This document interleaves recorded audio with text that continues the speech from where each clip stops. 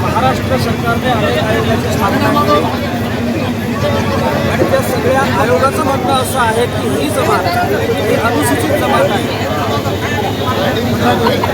Hyderabad gadget असेल, Sind and बेरारचं gadget असेल, central province असेल, भोगे लवकर चालू करा, लवकरात लवकर चालू करा.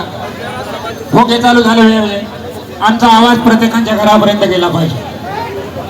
आणि त्याच्यामुळे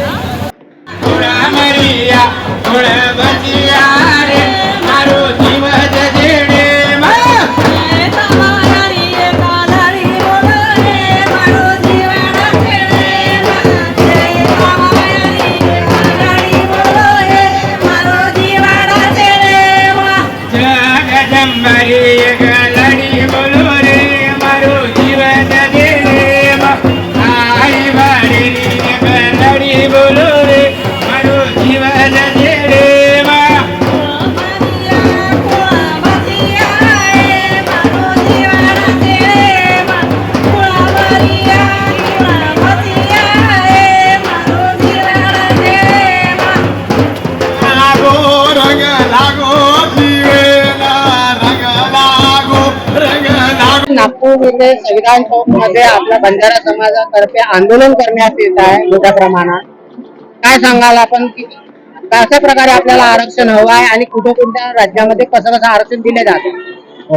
नामा बंजारा महाराष्ट्र राज्यामध्ये जी आरक्षण कृती समिती निर्माण झालेली आहे बंजारा व तत्सम जमातींची, त्यांचा महाराष्ट्र राज्याचा एक संयोजक आहे. नागपूरमध्ये आज 19 सप्टेंबरला नुकतेच महाराष्ट्र राज्याने 2 तारखेला शासन आदेश काढला आहे मराठा समाजांसाठी, ज्याला आपण हैदराबाद गॅझेटियर असं म्हणतो. त्या हैदराबाद गॅझेटियरच्या आधारेच बंजारा व तत्सम जमातीला एसटीचं आरक्षण मिळावं यासाठी आम्ही आज संविधान चौक नागपूर येथे आंदोलन करीत आहोत. वास्तविक पाहता 1950च्या सीपीएम बेरारच्या शासन आदेशामध्ये आणि हैदराबाद म्हणजे निजाम सरकारच्या निजाम राज्याच्या काळामध्ये बंजारा समाज हा अनुसूचित जमातीमध्येच होता. परंतु जेव्हा 1952 मध्ये महाराष्ट्राच्या सोलापूर मध्ये विमुक्त जातीसाठी सेटलमेंटची कुंपण पंडित जवाहरलाल नेहरू यांनी तोडली. 56 मध्ये राज्य पुनर्रचना आयोग गठीत झाला आणि निजामांचा मराठवाडा आणि सीपीएम बेरार मधला नागपूर विभाग यासह महाराष्ट्र संयुक्त महाराष्ट्र तयार झालं. या संयुक्त महाराष्ट्रातल्या बंजारा समाजाला विजयंत या प्रवर्गात टाकण्यात आलं. वास्तविक पाहता मूळ हा ट्राईब आहे, जमाती आहे. सीपीएम बेरार मध्ये नोंद असलेली जमात, गॅझेटियर हैदराबादच्या नोंद असलेली जमात, प्राचीन काळापासून जमातीचे संपूर्ण निकष पूर्ण करणारी ही जमात, सिंधू संस्कृतीच्या उत्खननामध्ये ज्यांचे हजारो वर्ष सापडलेले आहेत अशी ही जमात, ही मूलतः ट्राईब असल्यामुळे आमची जी मूळ ओळख आहे, जी ट्राईब आहे, ती मूळ ओळख आम्हाला मिळावी आणि त्याच आधारावर आम्हाला एसटीचं रिझर्वेशन, एसटीचं आरक्षण मिळावं ही आमची मागणी आहे. बंजारा समाजाला एक भारतातील मुख्य घटकासोबतच एक फलाट अमीर असा समाज मानला जात आहे असे सर्वांचं मत आहे. आज त्याला आरक्षणाची गरज पडली काय? मूळचा बंजारा समाज हा, माझं नाव राजू रत्ने, बंजारा आरक्षण कृती समिती नागपूर इथे आमचं जे धर्म आंदोलन होत आहे.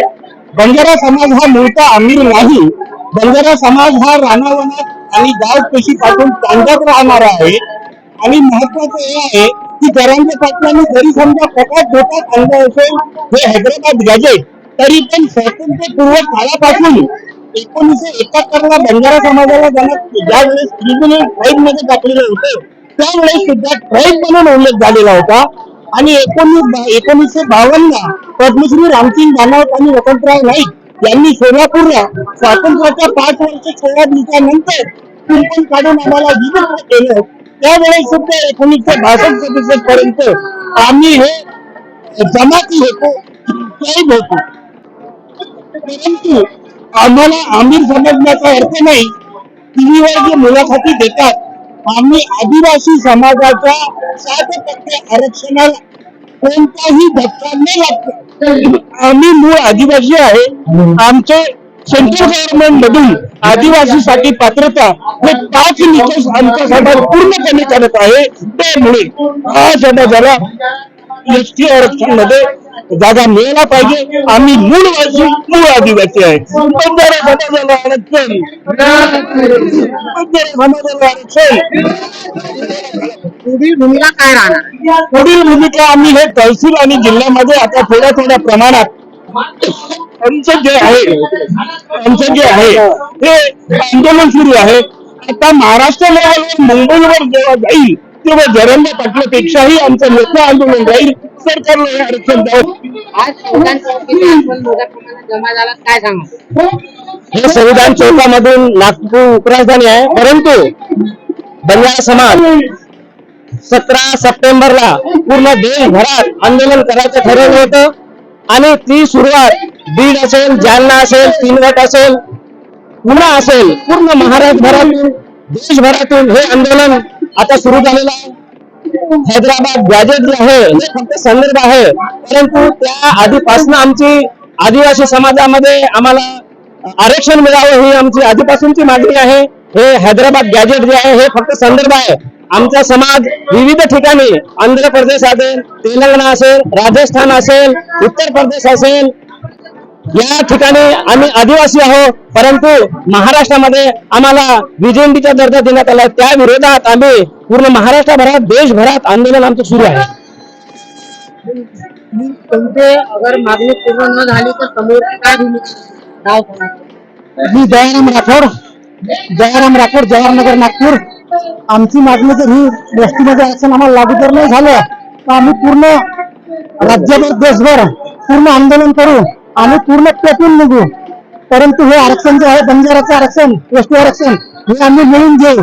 विशेषतः स्वातंत्र्यानंतर आम्हाला वंचित ठेवलं, बंजाराला वंचित ठेवलेलं आहे.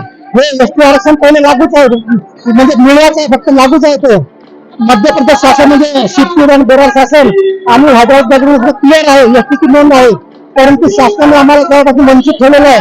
ते आम्हाला लागू झालं पाहिजे. आणि महाराष्ट्र शासन असेल, केंद्र शासन असेल, आम्हाला विश्वास आहे की यावेळेस आमच्या मागणीची दखल घेईल आणि निश्चितच आम्हाला न्याय मिळेल. सरदार एक मिनिट. मी प्राध्यापक सरदार राठोड. भारत स्वतंत्र व्हायला आज 75 वर्ष झाली आणि या देशामध्ये आम्ही फार प्राचीन काळापासून या ठिकाणी वास्तव्य करतो. परंतु स्वातंत्र्य झाल्यानंतरही आजही आमच्या कांद्यामध्ये मूलभूत सुविधा उपलब्ध नाही. शिक्षण, आरोग्य अशा कित्येक समस्यापासून आज आम्ही ग्रस्त आहोत.